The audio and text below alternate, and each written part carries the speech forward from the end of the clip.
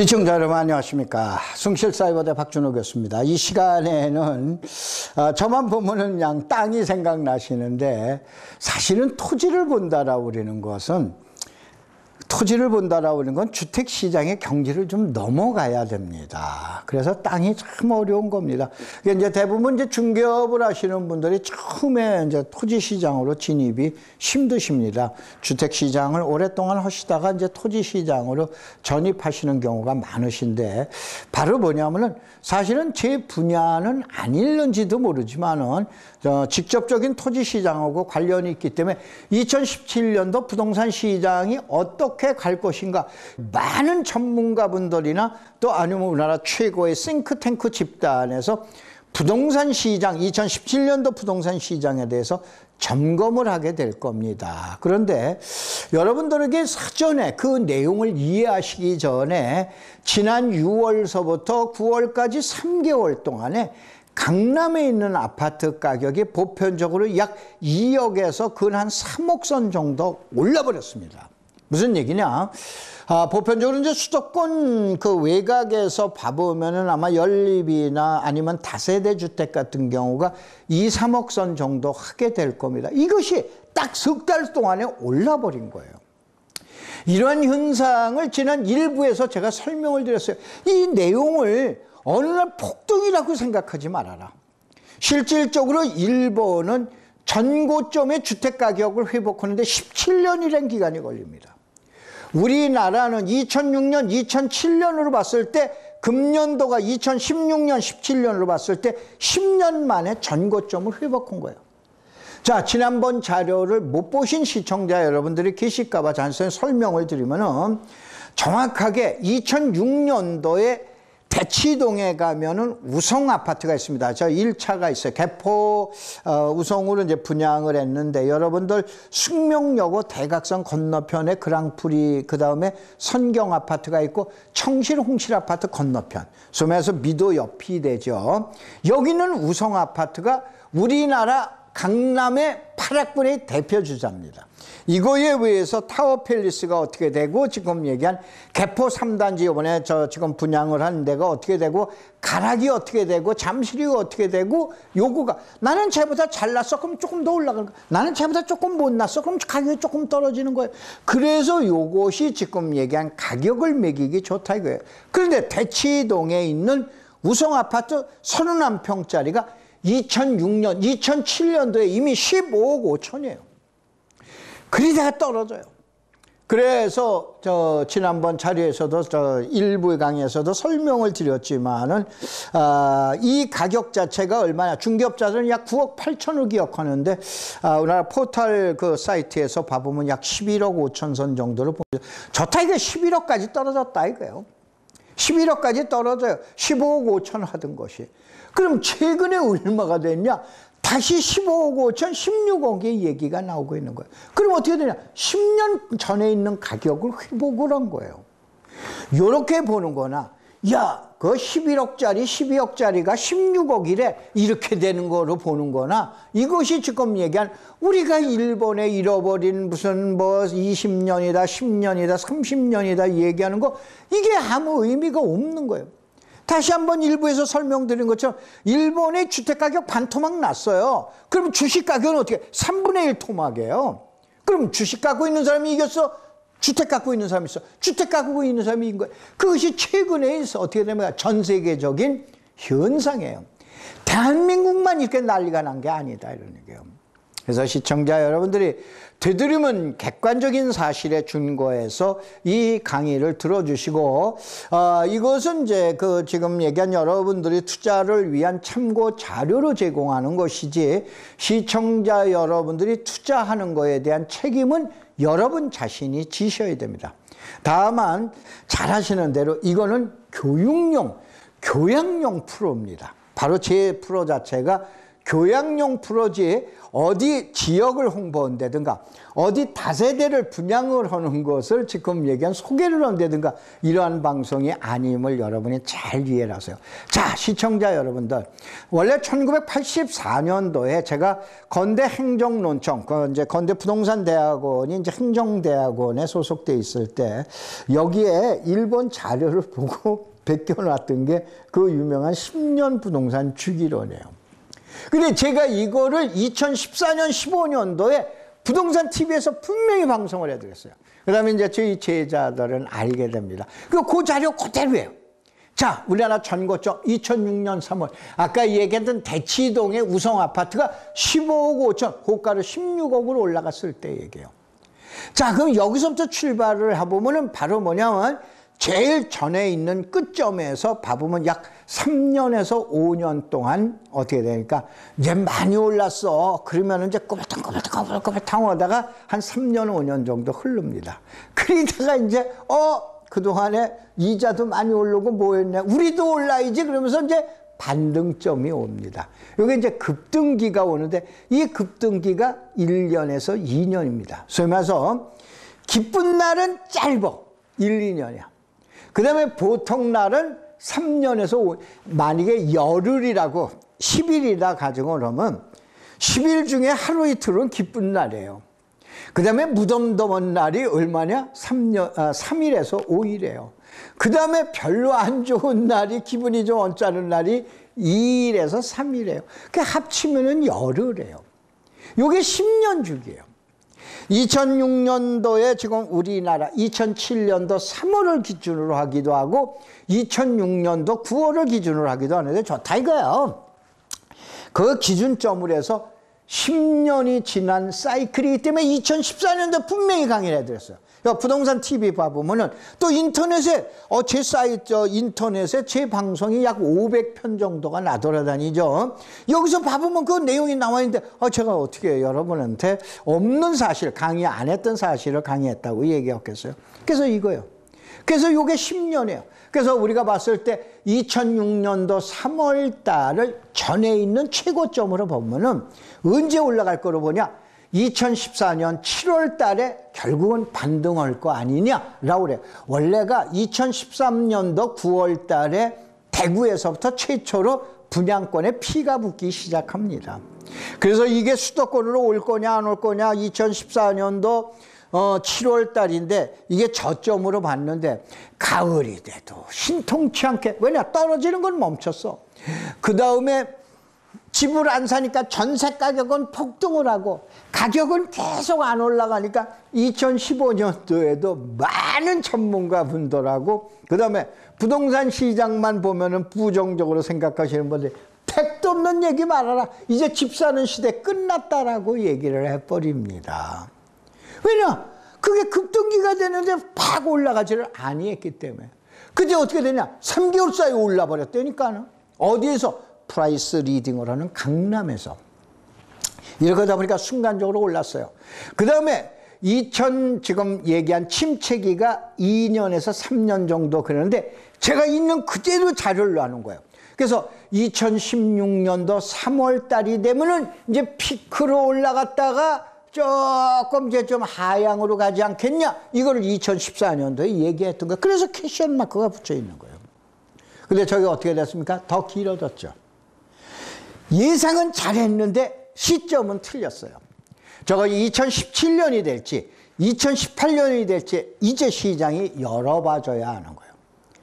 다시 한번 여러분 시청자 여러분들이 시장을 분석을 할 때 뭐 벌집 모형이다 뭐 무슨 형이다 뭐 시장 이론이 다 나온다. 그게 다 맞아? 아니에요.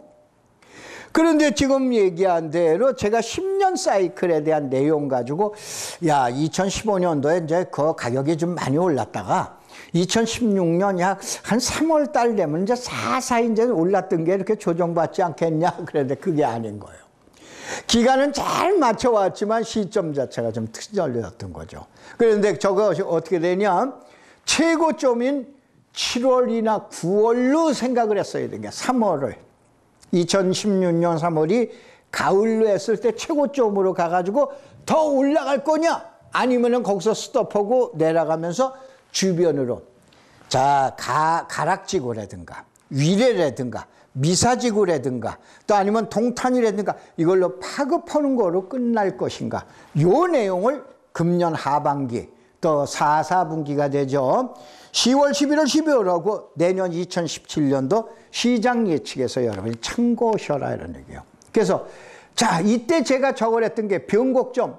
왜냐, 많은 사람들이 안 올라가고 이제는 뭐 전세가 없어지고 뭐 반전세 시대니 월세 시대니 젊은 사람들이 이제는 집을 사니 안 사니 이제 집값이 올라가던 시대는 끝났느니 뭐 했느니 이런 얘기를 하고 있었을 때 제가 적어놓은 거예요. 급등기 1, 2년 나왔죠. 침체기 2, 3년, 그 다음에 안정기 3, 5년 이렇게 해가지고 나왔는데 제가 요거를 날짜별로 했던 게 그때 이게 있던 자료를 그대로 한 거예요. 자, 급등 2006년 3월 달로 본 거예요. 하락이 2007년 3월 달에 하락하기 시작한 거예요. 그 다음에 불황이 2009년도, 2008년도에 여러분 잘 아시는 글로벌 리스크에 의해서 리먼 브라더스, 베어 스턴스 이거에 대한 부도에 의해서 이제 저 세계적인 금융 불황이 경제 위기가 오게 되죠. 그래서 이제 요게 내려갑니다. 그 다음에 결국은 2013년 11월 달이 저점이에요. 다시 한번 2013년도 11월 달이 저점입니다. 여기에서 올라가고 내려가고 그러다가 이게 예전처럼 팍 치질 못해요. 그래서 여러분 잘 아시는 전세가율이 80%, 90% 뭐 어디 있는 경우에는 마이너스까지 이렇게 나오고, 여기서 새로 파생된 게 뭐 갭 투자가 나오고 이런 것들이 나온 거예요. 왜냐? 옛날처럼 전세가율이 55% 뭐 50% 넘어가지고 55%, 60%만 되면은 이게 가격을 쳤는데 가격을 치질 못한 거예요. 기억나시죠? 가격을 못 친 겁니다. 이러다가 보니까는 터닝 포인트, 변곡점 타령이 엄청났어요. 저도 했어요.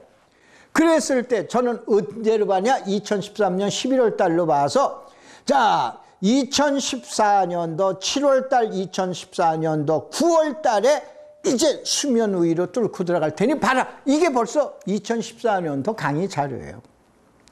그래서 그때의 최고의 피크점을 얼마로 보냐? 지난 3개월 전인 2016년 6월 달로 봤었던 거예요. 저가 그거는 잘 봤지만은 시점이 조금 안 맞았죠. 조금 안 맞은 게 아니고 한 3개월. 또 아니면 계속 더 올라갈지 안 올라갈지는 아직도 모릅니다. 이러한 분석이 나왔어요. 무슨 얘기냐? 여기서 우리가 한번 시중에서 보편적으로 얘기하는 주택시장이 일본을 쫓아가느니 안 쫓아가느니 뭐니 너무 그런데 신경 쓰지 마세요. 우선은 제일 먼저 주택시장을 설명을 드릴게요. 주택시장이라는 건 정부에서 컨트롤이 필요한 거예요. 아셨어요? 이걸 정책, 폴리스 에코노믹 에이전시라고 그래가지고 이걸 뭐냐? 정책 산업이라고 그럽니다. 이 정책 산업이라는 건 뭐냐? 한 나라 국가의 경제에 미치는 영향이 엄청나게 커요. 그러니까 사회주의, 공산주의처럼 직접적으로는 통제를 하는 거예요. 또 아니면 감적적으로 통제를 하는 거예요. 이걸 정책 산업으로 분류하는데 그만큼 주택시장이라는 게 무섭습니다. 이게 한 나라의 경제를 울기도 하고 한 나라의 경제를 망치기도 하고 한 나라의 경제를 부흥시키기도 한다 이런 얘기예요. 근데 이걸 자율경제시장에 내버려둬? 그건 문제가 있는 거예요. 그렇지 않습니까? 그래서 여러분 주택시장이나 이런 걸 봤을 때는 일본을 쫓아가느니 좋아요.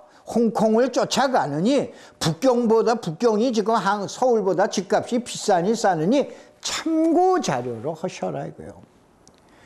지금도 이 시간에도 여러분들 무슨 포탈에 가면은 뭐 젊은 사람들이 아글아글 모여있는 사이트가 아마 여러분 잘 아실 거예요. 거기 가서 토론하는 거 보면은 대폭락론만 계속 난무합니다. 이건 일종의 자위예요, 자위. 일종의 마스터베이션입니다. 세계가 그렇게, 경제가 그렇게 여러분 개인이 생각하는 대로 그게 똑같이 나가요? 그러지를 아니한다 이거예요. 그래서 시청자 여러분들이 잘 보셔라라는 얘기예요. 자, 그래서 우리가 한번 여기에서 지수 너무 계량에만 빠지지 마세요. 지금은 이제 전혀 뭐 세미나나 심포지움을 하면은 나타나지 아니한 나라가 있습니다. 그런데 1980년대, 90년대 이때만 하더라도 또 2000년대 초반만 하더라도 우리는 어떻게 되냐, 이구동성 학계에 있는 학자들이나 전문가들이 우리는 싱가포르의 주택정책을 따라야 됩니다. 심포지움이나 세미나에 나오면 아주 논양 달고 있었어요. 이거 얘기 안 하면은 주택 세미나가 안 될 정도였어요. 바로 뭐냐? 여러분들 다시 한번 최근에 나옵니다. 주택보급률이 100%가 넘었대. 뭐가 어쩌대? 그 다음에 무슨 내 집 마련 기간이 뭐 몇 년이래, 뭐래라고 그랬는데, 우리가 아까 얘기한 일부 강의에서 얘기했던 91년도 사건 한번 봐볼까요? 일본에서 이때 당시에 셀러리맨이요, 내 집을 하나 만들어. 왜냐하면 5년 사이에 지금 3배가 올랐으니, 5년 사이에 3배가 올랐으니, 그러면 이때 나온 자주적인 섞인 말이 뭐냐면 100년이에요. 일본의 신입사원이 그 돈 받는 월급을 가지고 내 집 마련하는데 자그마치 100년이 걸린다라고 그랬어요. 그러면서 일본의 망국론이 막 나오고 그랬어요. 망했어요? 안 망했어요? 그냥 단편적인 사실 하나 가지고 지금 얘기한 국민을 호도한다든가, 아니 저렇다고 무조건 부동산 가격이 올라간다는 얘기는 아니에요.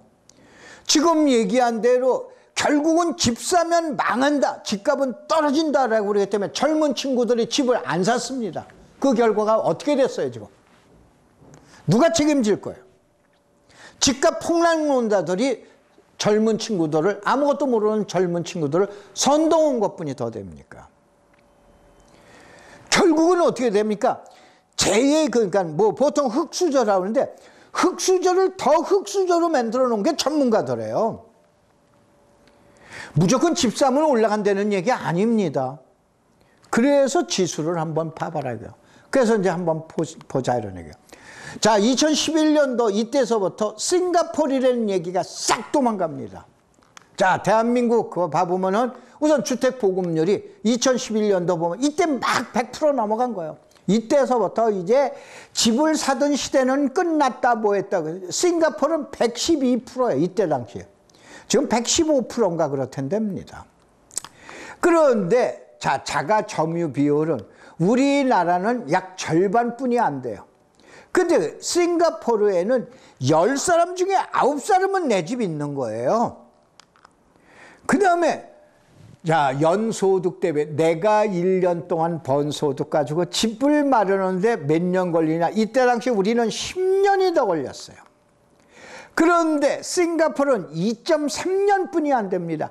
그래서 아까 얘기한 대로 학계나 뭐 또 아니면은 전문가들이 심포지움이나 세미나에 나오면 우리는 싱가포르의 주택 정책을 닮아야 됩니다. 아주 달고 살았어요.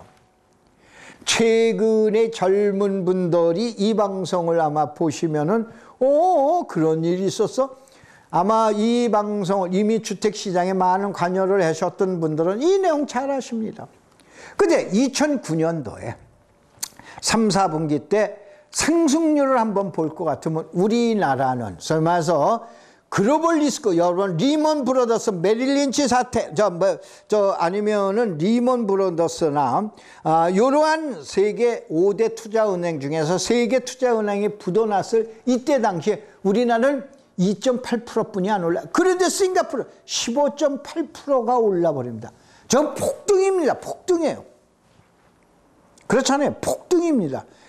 저리면서부터 싱가포르이 지금 약 3, 4년 동안을 집값이 계속해서 올라가고, 그것이 그 주변에 있는 호주라든가 또 말레이시아라든가 이게 직접적인 영향을 다 끼칩니다.